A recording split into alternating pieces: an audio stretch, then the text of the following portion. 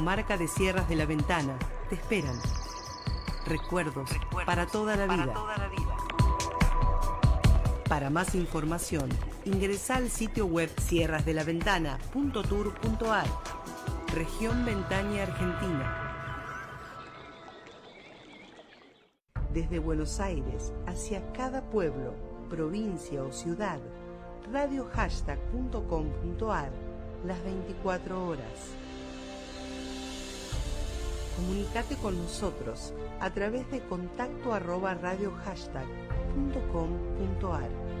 Radio Hashtag. Somos tendencia.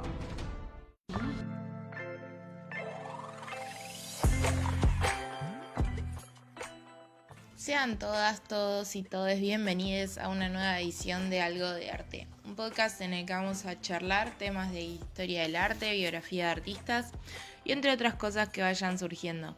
Mi nombre es Florencia Pena y me pueden buscar en Instagram como mflorpe y también les invito a que vayan a seguir a Radio Hashtag en todas sus redes, Facebook, Twitter, Instagram, Spotify y YouTube, donde pueden escuchar este podcast que sale primero que nada en la web de Radio Hashtag martes y jueves 18 horas. También recuerden que si tienen un podcast, programa de radio o algo del estilo, le pueden hablar a los chicos de Radio Hashtag, que como me dieron el espacio a mí, se lo pueden dar a ustedes. ¿Cómo andan? ¿Todo bien? Bueno, hoy les traigo un tema más cortito. Creo que después del podcast de Renacimiento los voy a dejar descansar un poco. Que fue el podcast de la semana pasada, que si están escuchando esto desde el futuro, tienen todos cargaditos en orden en una lista hermosa, reproducción tanto en Spotify como en YouTube. Entonces ahí dije, bueno, les voy a traer un tema más corto. Les traigo una gran artista, que es la señora, y me pongo de pie, Bárbara Kruger. Yo estoy segura, que si no la escucharon nombrar, vieron obra de ella sin darse cuenta. Para empezar, si vivís en Capital Federal o si alguna vez viniste a Capital Federal, hasta ahora está hace más o menos 3 años puesta en donde está. Si viniste a Capital Federal en este tiempo, viste obra seguro de ella en Puerto Madero, más específicamente en los hilos que están en la Plaza Holanda de Puerto Madero. Gran artista Bárbara Kruger, ¿no? Estamos hablando de una artista que va a tener su boom en los 70 tardíos, 80 más. Una artista que empieza con arte textil, ¿no? Pongamos en contexto, Estados Unidos, plena movida feminista, la segunda ola, si no me equivoco. Se me confunde lo de las olas, pero plena movida feminista, había un resurgir, ¿no? de las artes, de las artesanías, una reivindicación. Y bueno, Bárbara Kruger va a arrancar con lo que es arte textil. Es difícil encontrar obras de ellas de arte textil porque después la va a romper con lo que sigue y bueno, va a robar todo el protagonismo. Si hablamos de Bárbara Kruger, estamos hablando básicamente de una artista conceptual, fotógrafa. Ella se va a formar como diseñadora gráfica y lo vamos a ver reflejado clarísimo eso.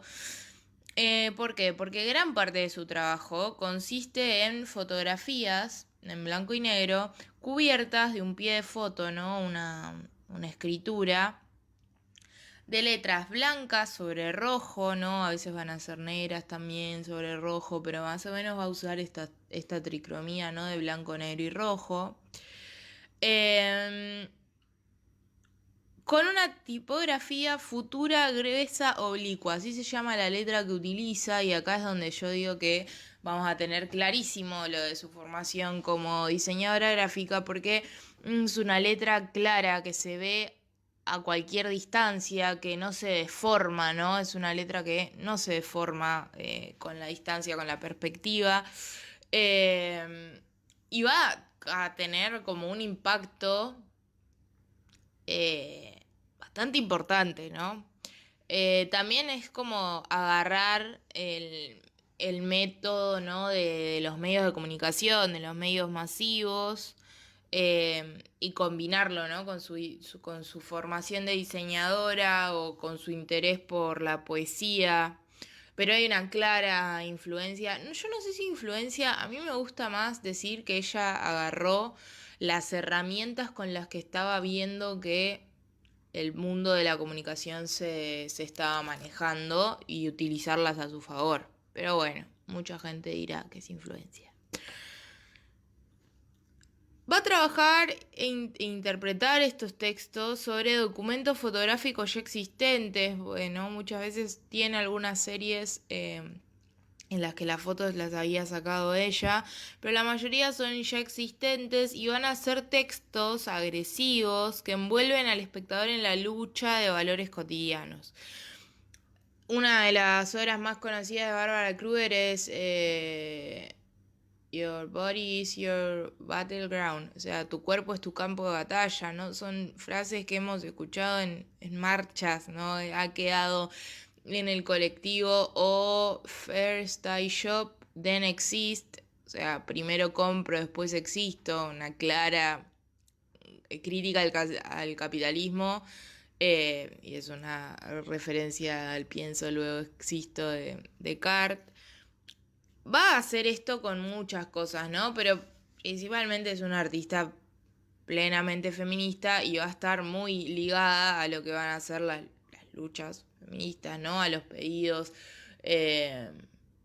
por la autonomía del cuerpo, el aborto legal, lo que tiene que ver con la mujer y el consumo, ¿no? Por eso como que ella va a decir que va a trabajar sobre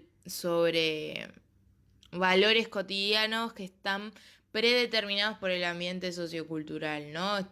Imagínense en esa época, 70s, 80s, vamos a decir los 80 como para decir un año, una década más fija, estaba en pleno auge, ¿no? Esta idea que hoy ya tenemos muy establecida de que el género es una unidad performativa, ¿no? Es algo que se construye, es algo que socialmente se construye de determinadas maneras. Bueno, en esta época estaba como sí, como explotándose esta idea y haciendo entender esto, ¿no? De que, bueno, que no hay una manera de ser hombre, de ser mujer, y que hay otras entidades en el medio, obviamente, identidades en el medio. Pero esto recién estaba surgiendo y ella lo va a trabajar muchísimo. Además, en ese contexto había un colectivo bastante grande de artistas mujeres, ¿no? Pidiendo por estas cosas. Entonces se va a unir a esta ola propiamente dicha, por algo se llama así. Su trabajo va a aparecer, además en galerías, como ya les spoileé antes, acá en Buenos Aires tenemos una en Los Hilos de Puerto Madero, que les invito a que vayan a verla. Está muy buena, se ve además de cualquier lado porque es enorme. Y ella va a trabajar muchísimo esto de la gigantografía, porque no es solo el texto, no todas estas obras que yo les decía anteriormente, sí son obras chicas, pero después ella va a trabajar muchísimo con esto del fotomontaje y la gigantografía o la tipografía neta, ¿no? Sin imagen detrás. Su obra va a ir cambiando muchísimo, pero lo que va a prevalecer siempre es esta idea de la escritura como imagen, ¿no? Ella utiliza el texto como si fuera un elemento compositivo más, de hecho lo es, pero utiliza eso, el texto como ¿no? Como imagen. Entonces esto ella lo va a explotar muchísimo y va a hacer gigantografías. No, decir gigantografías enormes es una redundancia, pero créanme que en este caso no, porque no es, qué sé yo cuando pienso en una gigantografía, ¿qué pensás? En una imagen impresa más o menos o un ploteado de 2x2, 3x3, o sea, una pared. Bueno, esta señora cubre edificios, o sea, es otro nivel de gigantografía, así que me permiten la redundancia de gigantografía enorme, lo lamento, es mi podcast. Pero va a aparecer mucho en billboards, los que se dice, ¿no? Las vallas publicitarias, los carteles de publicitarios, no sé, como los que están en la autopista o en la plena 9 de julio. Estoy dando referencias de Buenos Aires, pero porque no se me ocurre cómo ejemplificar. Sí, los carteles grandes que están en la ruta o en la calle. Va a ser pósters muchas veces también, parcos públicos, ¿no? En parques, estaciones de trenes. También tiene algo Kruger que ella entiende, si bien escribe en inglés y el inglés está considerado el idioma universal, cuando hace obras en otros lados, en otros lugares, en otros países, como por ejemplo Argentina, tiene mucha obra en Italia, ella en espacios públicos, ¿en donde otro lugar más? En Alemania. Bueno, siempre lo va a traducir el texto, ¿no? Por ejemplo, la obra que está acá en Buenos Aires está en español, la que está en Italia está en italiano, ¿no?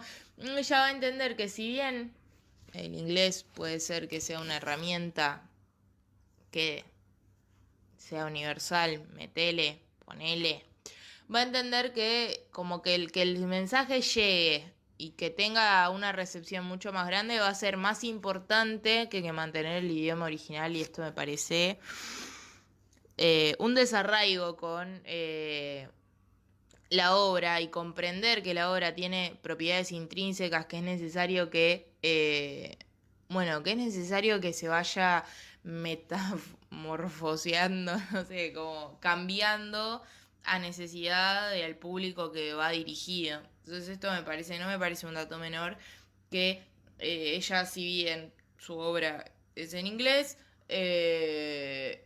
la traduzca cuando va a otros países. ¿Qué más les puedo decir de esta gran artista? Ahora, también en los museos, ¿no? O sea, hay esto que les decía, tiene obras más chicas, las del principio son más chicas, pero después va a generar como espacios enormes. Por favor, es la recomendación de este podcast siempre que, si lo están escuchando, busquen fotos de ella, ¿no? Que busquen imagen para asociarla con el audio, y así les va a quedar como más, se les va a grabar en el cerebro más fácil, y además van a entender un poco más lo que digo.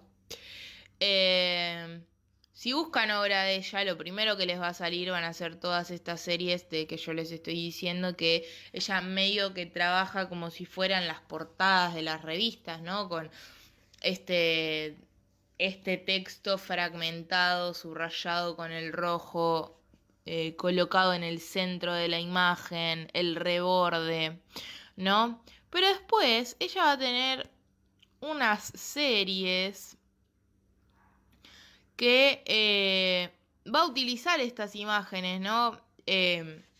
Dentro de la instalación, pero va a ser instalaciones en donde va a poner la imagen, el texto y todo una sala, ¿no? Con ese rojo que es súper violento y súper invasivo a los ojos, ¿no? Que te choca, que es una saturación, ¿no? Además el negro con el contraste se refuerza muchísimo más. No va a ser salas, ¿no? En donde vamos a tener imagen en las paredes con su pequeño texto, y después como una tira larga, ¿no? Como si fuera generando una U entre el techo, una de las paredes y el piso, donde todo va a ser texto. Un delirio esta instalación. Me parece increíble. Estoy tratando de acordarme cómo se llama, no recuerdo. Después va a tener otra, por ejemplo, que va a ser como la planta baja. Esto creo que era una galería, o si fue en el Tate o en el Guggenheim, no me acuerdo. Donde va a ser directamente, saca la imagen, va a ser el texto. Acá sí creo que cambia la tipografía, no estoy segura. Va a ser el texto directamente enorme, ¿no? Que es este texto que dice Belief plus Doubt igual Sanity, ¿no? La creencia más la duda es igual como que sano, ¿no? Como que te vuelve cuerdo. Y va a tener todas estas palabras enormes, ¿no? Ya no más armado como texto, sino como frase. Y también va a intervenir la escalera mecánica. Entonces vamos a tener ahí como unas cruces que se van a formar en el espacio. Nada, es increíble. ¿Qué decirles? Tiene un manejo del texto que eso esto que les decía antes, lo utiliza como si fuera una herramienta plástica más y tiene el negro, el rojo y el blanco son tres elementos que utiliza pero a la perfección. Yo directamente me caigo y me levanto. Va a hacer también intervenir estaciones de subtes. En México va a trabajar mucho. Eh, Nada, es increíble. En las estaciones, la hora de las estaciones de subte es directamente el pasillo, ¿vieron? Que comunica como